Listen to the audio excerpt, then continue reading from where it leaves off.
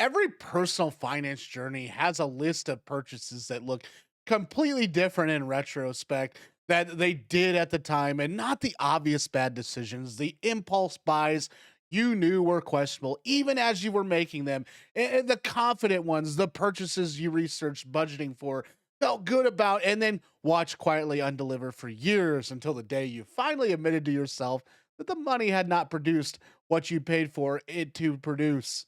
My list is specific. And some of these are categories most people around me still buy happily, which is exactly why they're worth talking about, because the disincentively view on things that seem obviously worth buying is more useful than in another list of obvious wastes of money everyone already knows to avoid. Here's what I never buy again and why. Item number one: new car. I've owned two new cars. Both were purchased with research, with comparison shopping, with a feeling of having made a responsible and considered decision. Both lost roughly 20% of their value in the first year of ownership. A combined loss of approximately $11,000 on the two purchases that happened before I'd driven either car 15,000 miles. A new car is not a purchase, it is a subscription to a depreciating asset that transfers the steepest portion of its lifetime value loss directly to you in the first 12 to 24 months, leaving the next buyer with a vehicle that performs identically with significantly less money. And the person who buys a 2-year old certified pre owned vehicle of the same model benefits from the same engineering, the same safety ratings, and the same performance and the same remaining reliability at 65 to 75% of the price, because the first owner absorbed the depreciation cliff on their behalf. And I know I now buy vehicles that are 2 to 4 years old with under 40,000 miles from individuals or certified pre-owned programs. I have never once missed anything about the new car experience that justified the premium. The smell fades, the features become normal within a week, and the depreciation, it doesn't. Item number two: extended warranties on consumer electronics. The financial math on extended warranties for consumer electronics is unfavorable in almost every scenario, and the consumer electronics industry knows it. Extended warranties are among the highest margin product retailers sell, which is precisely why every checkout process online and in store is designed to push them with urgency and the language of risk management. The average consumer electronics item either fails within the manufacturer's warranty period, which covers it at no cost, or function reliably until it's obsolete. The window between those two outcomes is the window that extended warranty covers, and it's the window in which failures occur least frequently. You're paying for insurance against the least likely failure scenario. And the alternative I've used consistently: put the cost of every declined extended warranty into a dedicated technology replacement fund. A $50 decline warranty here, a $120 decline warranty there. And over 3 years, this fund accumulated enough to replace two items that failed without the fund feeling the loss.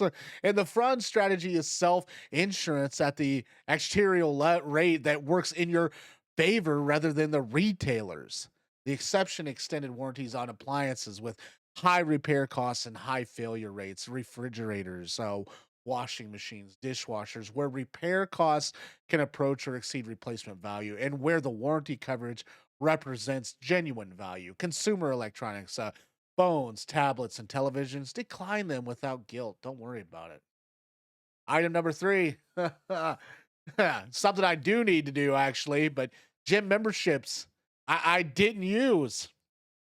You know, I paid for 3 gym memberships over the course of my adult life, and 2 of them I used for less than 90 days before the combination of inconvenience, location, scheduling friction, and the sunk cost psychology of continue to pay turned the membership from a fitness tool into a monthly guilt invoice. The gym membership is one of the most overpurchased service in personal finance because its marketing is perfectly aligned for the highest motivation period of ownership: January. Life transitions, the moment after a health wake up call, and the contract terms are perfectly aligned with the period after the motivation has faded. Annual commitments and difficult cancellation processes are not coincident features either. They are the revenue model. What replaced the gym membership for me, a set of adjustable dumbbells, a pull-up bar, and a kettlebell, and a quality workout app. Total cost approximately $300, and the monthly maintenance cost zero. The workouts are as effective as the gym for my actual fitness goals, and the friction is eliminated because the equipment is 12 feet from where I sleep. I've used it consistently for 3 years, and the gym membership I used for 8 days costs more. The honest caveat, if you generally go to the gym regularly, a gym membership is entirely reasonable value. It is. The problem is that most gym memberships are purchased by people who will not go regularly.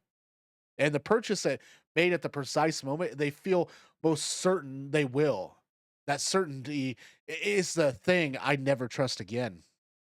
Item number 4, cheap version of things I use every day. This is the counterintuitive entry on this list. I would never buy cheap versions of items that I use daily that have a direct impact on my physical comfort, health, or work quality. Cheap office chairs, 2 years of back pain that I attributed to desk work until I replaced the chair, and the back pain resolved in 3 weeks. The cheap chair costs $90 and the quality chair costs 380. The 2 years of daily discomfort and the chiropractic appointments it generated costs more than the difference of a cheap running shoes. 3 bouts of plantar fasciitis over 4 years, each requiring weeks of reduced activity. A running specialist analyzed my gout and recommended shoes that cost 160. I have had zero issues in 18 months. The cheap shoes save me $80 per pair. The injuries they contributed to cost more in time, discomfort, and treatment. Cheap kitchen knives is another one. 15 minutes of prep work done safely and pleasantly with a quality knife versus 30 minutes done slowly, dangerously, and frustratingly with a dull, poorly balanced budget knife. A good chef's knife lasts decades with minimum maintenance, and the cheap ones, they get replaced annually as the edge fails and the pattern is specific. Daily use items where quality directly affects performance, comfort, or safety are the wrong place to optimize for low price. Every other category is fair game for the cheapest acceptable options, and daily tools are not. Item number 5, ha, things bought to signal status. The car that was slightly nicer than I needed because it would, communicate something to people who would see it. The watch that costs 4 times in a functional timepiece because of the brand on the face. The apartment in the more prestige neighborhood at $400 per month, more than comparable space in a less prestige one. The clothing brands that cost a premium for the label rather than the quality. The honest reckoning with status purchases is uncomfortable because it requires admitting that you were performing for an audience that was mostly indifferent. The people whose opinion you were purchasing, the status signal for either didn't notice or didn't care or were too occupied performing their own signals to evaluate yours. The social return on status spending is almost always lower than the anticipated return. And that justified the purchase. The financial return is always negative. Money spent on signal rather than substance is money that produces nothing except a brief feeling of arriving somewhere, which fades faster than the payment does. I spent a cumulative $14,000 over 8 years on status signaling purchases.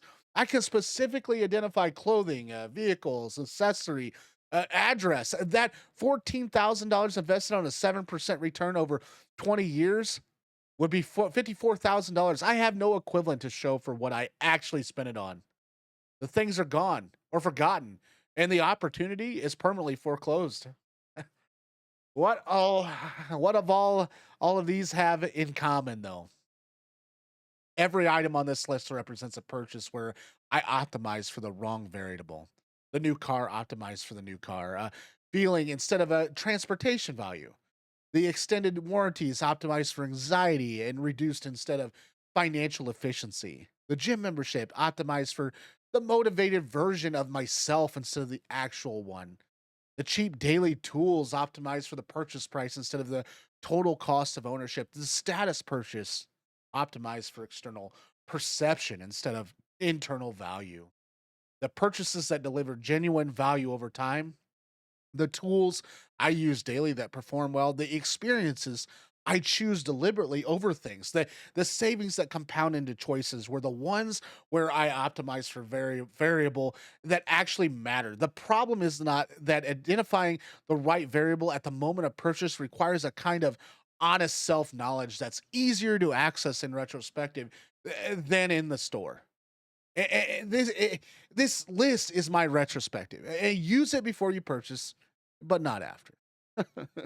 Thanks for watching. If you liked the video today and you got something out of the video today, would you drop a subscription for me? We're on our way to 1,000 and we really need you on the team to help out. And I can't wait to see you on the next one. That way you can see the next one too. Why not? Anyways, thanks for watching. Check out this video to the right and we'll check you on the next one. Thanks. Have a good day.